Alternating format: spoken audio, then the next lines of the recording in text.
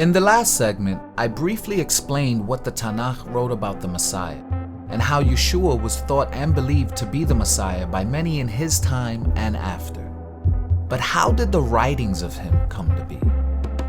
Yeshua's ministry was recorded mainly by some of his chosen disciples, writing about the good news of his coming so that it can be understood and taught to other believers. This is called the Gospels in Greek.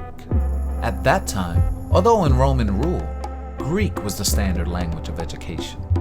Many of the Gospels were written after the crucifixion of Yeshua, and so many started to come out of the woodwork and claim to be genuine. But the sad truth of the matter is that there were many falsified gospel doctrines. There was a Pharisaic rabbi named Shaul, Paulus in his Greek name, who became a believer in Yeshua. Before he was a believer, he heavily persecuted believers. But this man was one of the most prestiged scholars in all of Israel, and brought an amazing insight of the faith in the Messiah through his extensive knowledge in the Tanakh.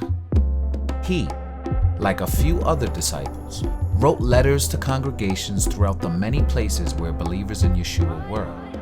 Most of these Gospels and epistles were inscribed and translated, making many different manuscripts in many tongues.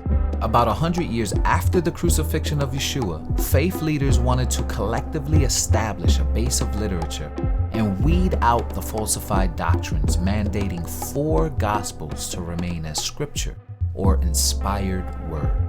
This resulted in what we know now as the Gospels of Matthew, Mark, Luke, and John. Some argue that the original languages of some of these writings are in Hebrew, some say Aramaic, and some say Greek.